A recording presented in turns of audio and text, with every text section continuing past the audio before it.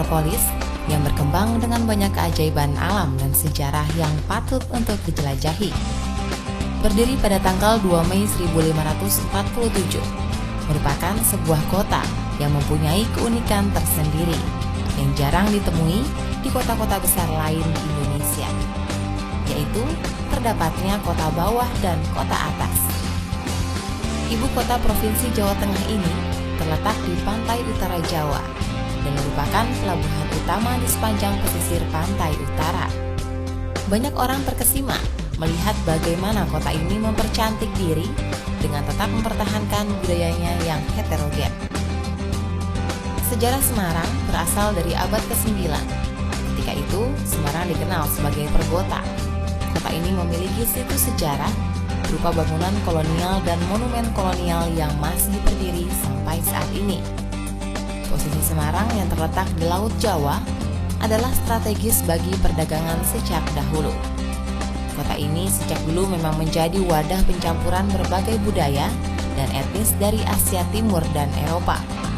Ya, di kota ini sangat terasa sentuhan harmonisasi budaya Jawa yang berbaur bersama budaya Cina, Arab, dan Belanda. Budaya yang heterogen ini masih terasa kental di kawasan Kauman, Pecinan, dan Kota Lama. Bahkan di Kota Lama yang dekat pelabuhan, masih berdiri kokoh bangunan tua bersejarah yang dulunya merupakan kawasan perdagangan Eropa. Landmark terbesar di sini adalah Gereja Belenduk, sebuah kubah gereja Belanda yang berdiri dari tahun 1753. Saat ini, Semarang pun menjadi tempat singgah kapal pesiar asing di Pelabuhan Tanjung Emas. Wisatawan yang memanfaatkan kapal pesiar internasional berhenti di Semarang untuk mengunjungi berbagai tujuan wisata di Jawa Tengah.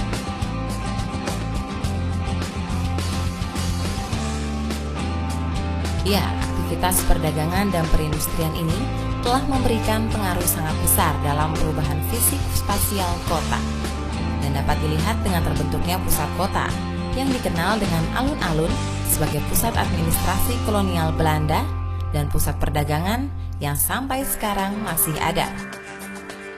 Ada banyak pilihan kendaraan yang dapat dimanfaatkan untuk berkeliling di kota Semarang. Ada bus, angkutan kota, taksi, ataupun becak yang menyenangkan untuk dicoba. Pada tahun 2009, mulai beroperasi Trans Semarang yang juga dikenal dengan sebutan BRT atau Bus Rapid Transit, sebuah moda angkutan massal meskipun tidak menggunakan jalur khusus seperti Transjakarta.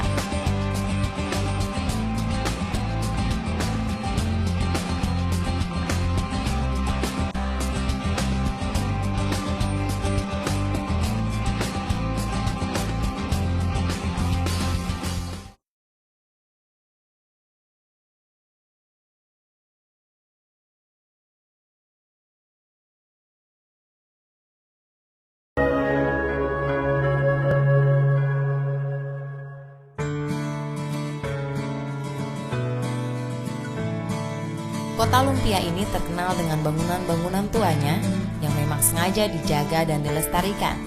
Salah satu bangunan kuno dan asli berada di luar kawasan Kota Lama. Bersejarah, terkenal, sekaligus menjadi landmarknya Semarang. Ya, inilah Lawang Sewu.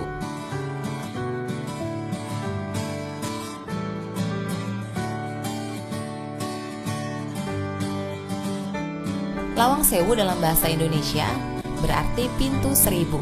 Faktanya, gedung berlantai 2 ini tidak memiliki 1000 pintu.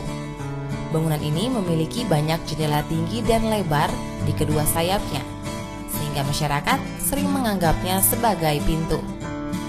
Di dalam gedungnya sendiri, terdapat beberapa ruangan yang tersebar di kedua lantai.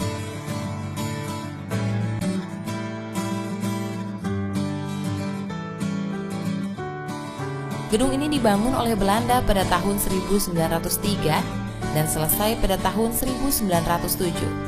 Dulu, gedung ini digunakan sebagai pusat transportasi kereta api, di mana pada zaman dulu kereta api merupakan sarana termewah dan bergengsi. Tidak heran jika Lawang Sewu ini pun terlihat megah sekali. Gedung ini dibangun oleh dua arsitektur terkenal Belanda, Profesor Jacob Evelyn Hammer dan B.J. Wendell, dengan konsep bergaya Art Deco Eropa.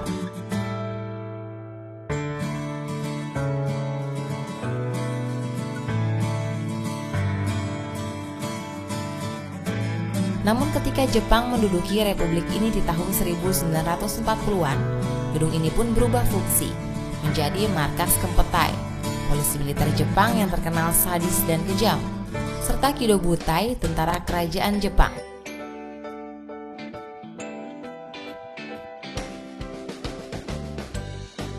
Menurut catatan sejarah, gedung tua ini pernah menjadi lokasi pertempuran berdarah antara Angkatan Muda Kereta Api melawan Kempetai dan Kido Butai Jepang. Pertempuran ini dikenal dengan Pertempuran 5 Hari di Semarang yang berlangsung pada 14 hingga 19 Oktober 1945. Karena nilai sejarahnya inilah, maka pemerintah Kota Semarang menjadikan Lawang Sewu sebagai bangunan kuno yang patut dilindungi.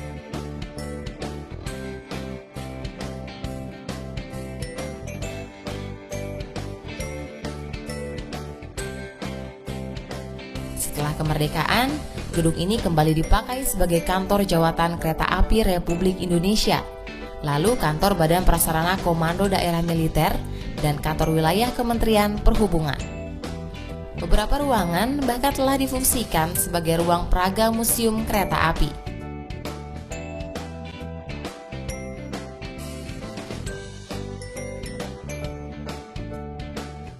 Kini, bangunan bersejarah Lawang Sewu telah bebenah diri dan menjelma jadi bangunan antik khas peninggalan kolonial Belanda yang elegan. Ya, bangunan megah ini telah direnovasi pada tahun 2009 sehingga jauh dari kesan horor.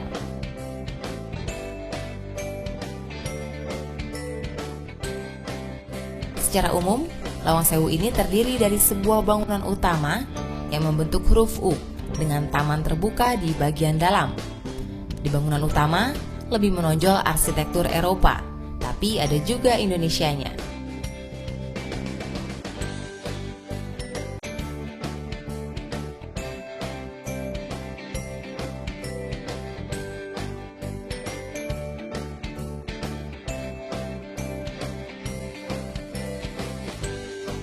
Memasuki gedung paling kecil di Lawang Sewu, pengunjung akan disambut oleh sebuah lokomotif tua bernomor C2301 buatan Chemnitz Jerman tahun 1908.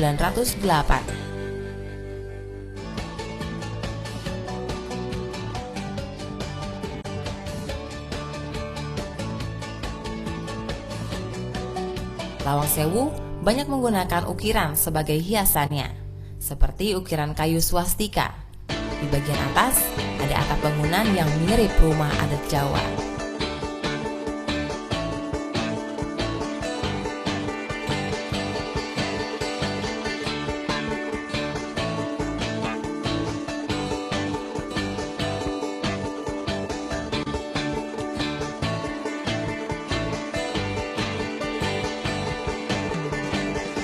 Kini, Lawang Sewu telah mempunyai fungsi baru, yakni sebagai ruang usaha komersial dan konservasi. Hasil dari usaha komersial ini diharapkan dapat mendukung pelestarian bangunan Lawang Sewu. Gedung ini dapat dikembangkan menjadi sebuah wadah yang dapat mendorong pertumbuhan kekayaan industri kreatif di Jawa Tengah dan menjadikannya sebagai sarana kegiatan alternatif.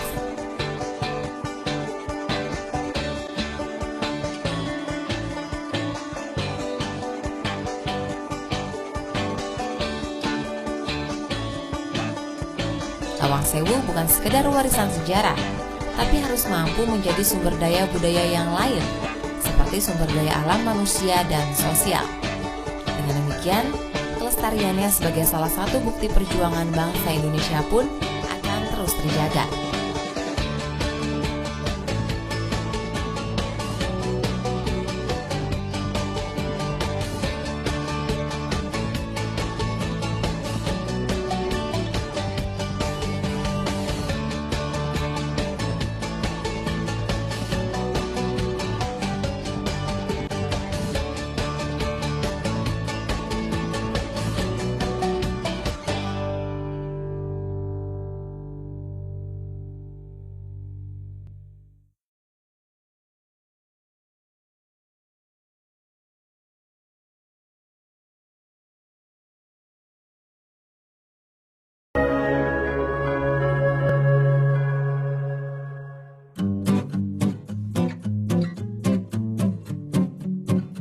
Kedatangan masyarakat asing di suatu daerah tentunya membawa pengaruh besar terhadap perkembangan daerah itu sendiri.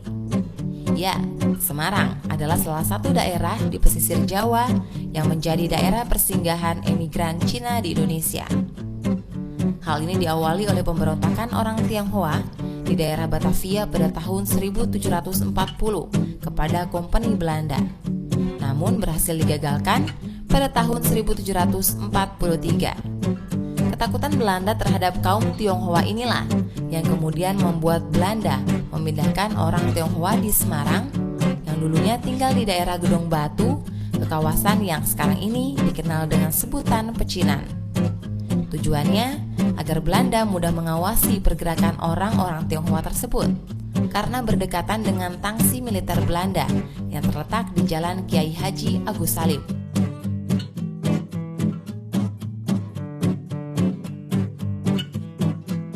Memasuki kawasan di sekitar Gang Lombok ibarat memasuki negeri tirai bambu dengan skala mini. Disinilah warga keturunan Tionghoa sejak berabad-abad silam menetap di Semarang. Kawasan ini kemudian lebih dikenal dengan sebutan Kampung Pecinan.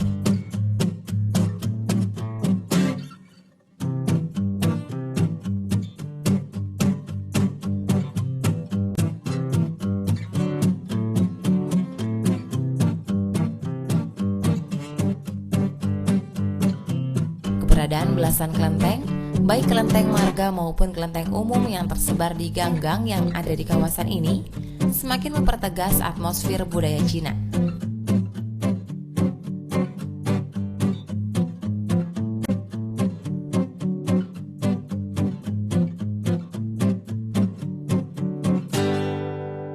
Kelenteng paling terkenal di kawasan ini dan merupakan kelenteng induk seluruh kelenteng di Semarang adalah Kelenteng Tai Kaksi, dibangun tahun 1746 dan telah menjadi tujuan wajib dikunjungi.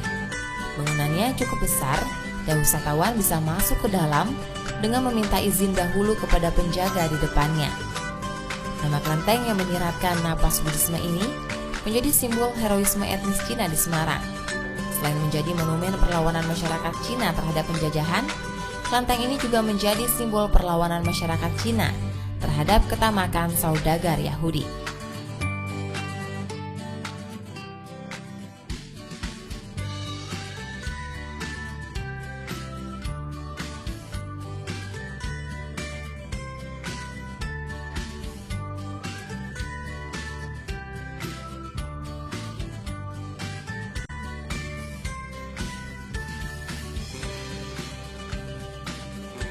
Kawasan Pecinan memang memiliki sejarah yang tidak kalah panjang dengan kawasan Kota Lama Semarang. Kawasan ini menjadi salah satu pemegang pengaruh besar terhadap pembentukan Kota Semarang dan memiliki nilai historis yang tidak lekang dimakan waktu.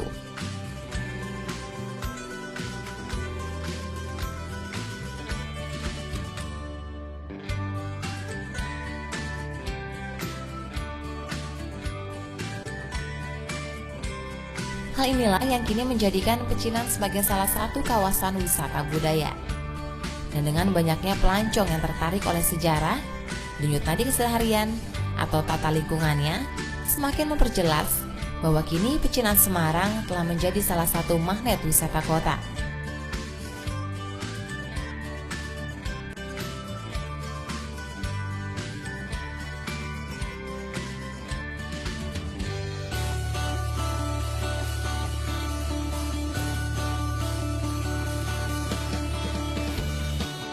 Kawasan Pecinan merupakan potongan jejak budaya Tionghoa di bumi Nusantara yang masih tersisa dan hidup hingga kini.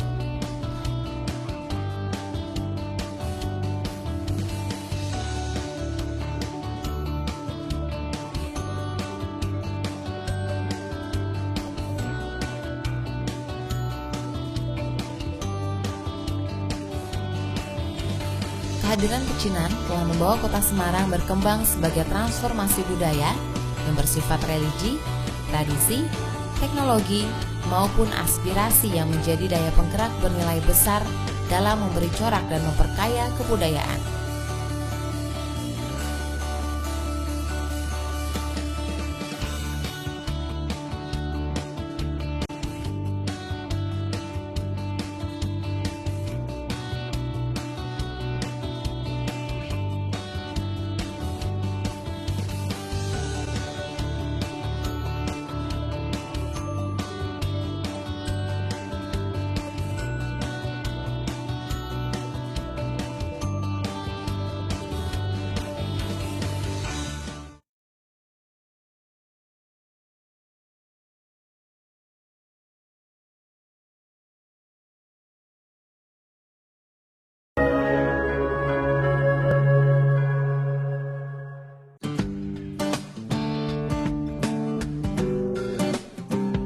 Salah satu kawasan lain yang unik di kota Semarang adalah kawasan Jalan Pandanaran.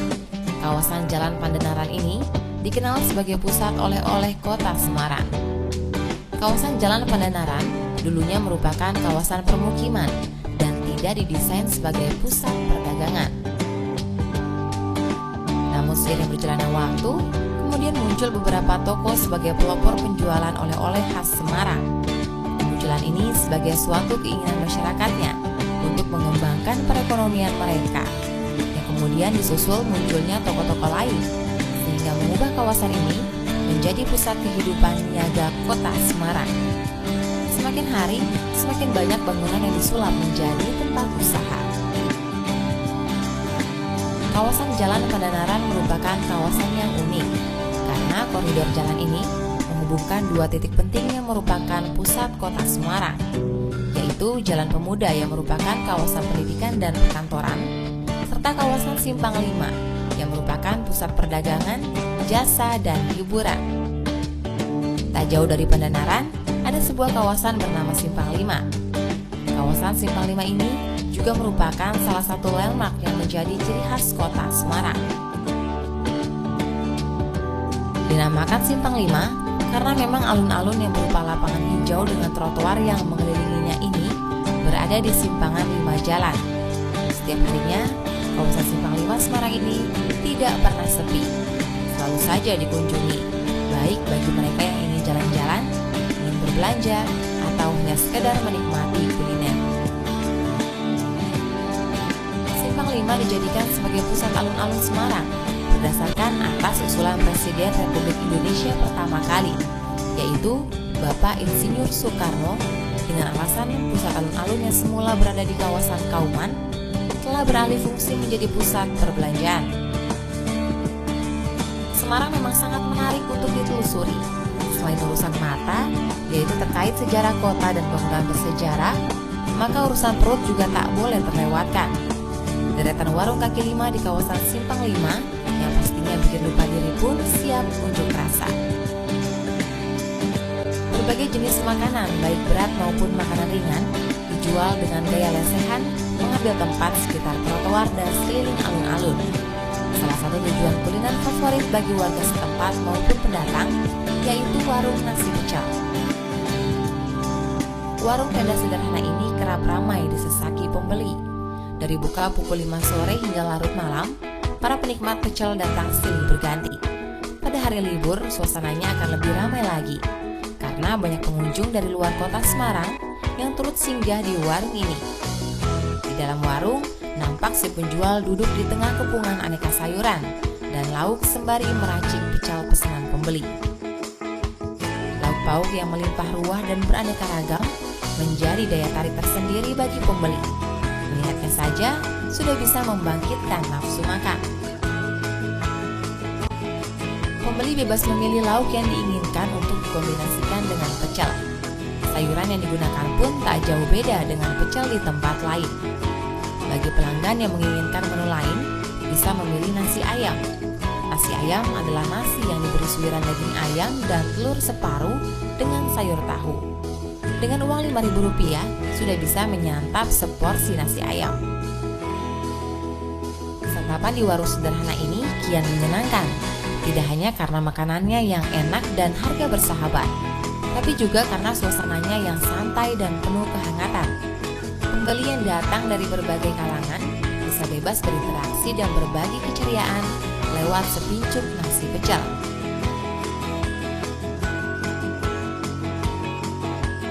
Ya, inilah sekelumit cerita tentang kota Semarang, salah satu bagian bumi dengan segala keindahan dan historikalnya. Mari kita terus jaga dan lestarikan warisan peninggalan masa lampau untuk anak cucu kita nanti.